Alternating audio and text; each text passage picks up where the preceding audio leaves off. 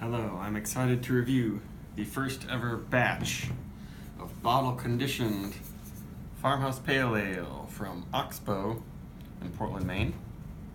So this brewery has been making this beer for, I think, basically the entire time they've existed. It's their flagship.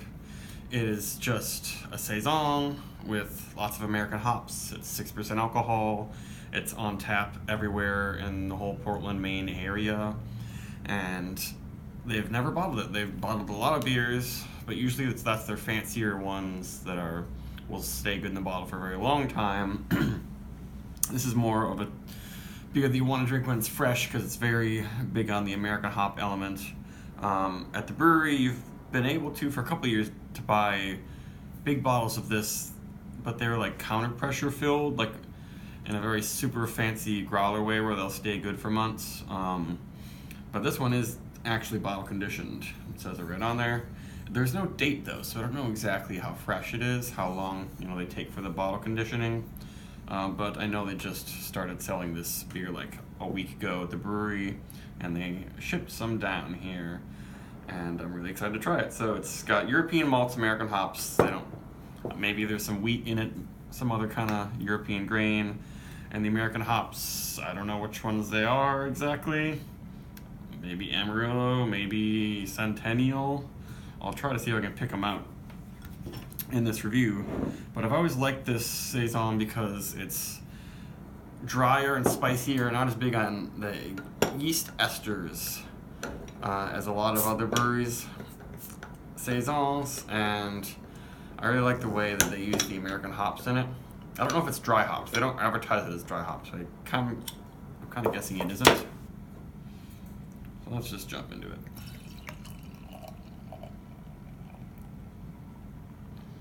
I think Oxbow's main thing is saison brewing, so they know what they're doing. They make a million other ones, but this is their bread and butter, and I can smell the nice spicy phenols and slight sort of apricot notes already. The bottle conditioning looks pretty good. It's not crazy carbonated, but the head is really nice. A very, very light haze in there. Otherwise, it almost looks like a Keller beer, unfiltered Pilsner. Yeah.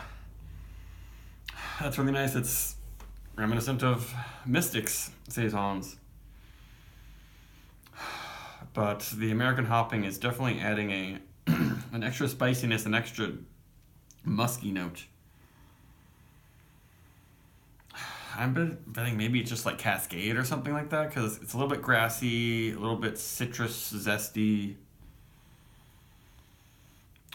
but it blends in pretty well with the saison yeast notes, the sort of pear, orchard fruit quality that I get from the saison yeast that I really like. I like that pear quality. And some light warming spices in there. It almost smells a little bit clovey, but it's not edging on big clove and banana like a Hefeweizen yeast. Like a lot of American saisons, I feel like are almost more like a Belgian pale ale or a German wheat beer. Hefeweizen. This is not like that. Yeah, I really like that aroma. Ooh, the mouthfeel on that is amazing. Super light, but super fluffy, and it just floats on your tongue, light and almost creamy. I guess I didn't mention this is 6% alcohol. And I don't know, that bottle conditioning, however they brewed it, just makes it really nice, because I've never had a bottle conditioned, naturally carbonated version of this before. It's mostly been on tap. And I feel like when it's on tap and it has that forced carbonation, it kind of gives it a little bit more of a spritzy bite that brings out the bitterness of the hops. But this is really soft. Yeah. Fantastic mouthfeel on this one.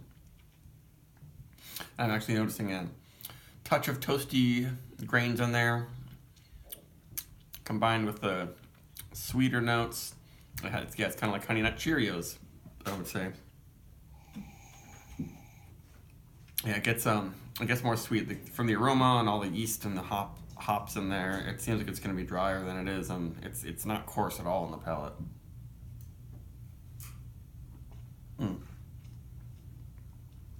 Yeah, it seems to me like I used to think it was more dry and bitter, but I'm not sure exactly how their bottle conditioning process changes it. You know, they usually, you add a little bit more sugar into the bottle some way to get the fermentation to happen again, and maybe that helps to preserve that nice body.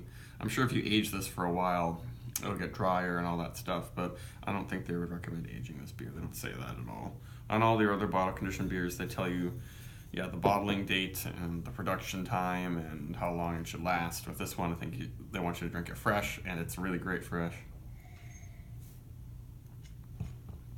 Yes, lots of citrus zesty notes mixing with the rustic musky pear and peppery qualities from the yeast. But then it drinks really easy.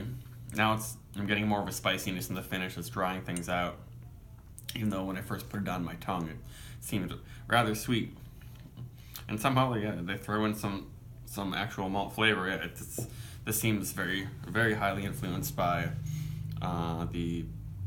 some of the drier, hoppier Belgian saisons, maybe like Fantôme, and definitely it reminds me a lot of, of the saison I just reviewed last week that came in cans. Was it De Glace and Torin?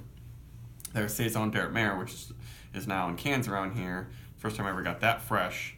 It was surprisingly hoppy. That one has a little bit of tartness to it. There's no real tartness or real funkiness to this. It's what I would call clean.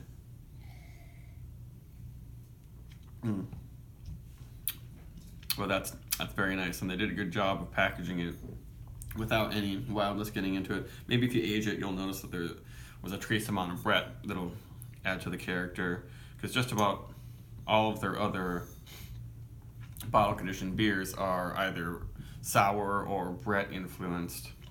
But this is fantastic. It gives us a 4.5 plus.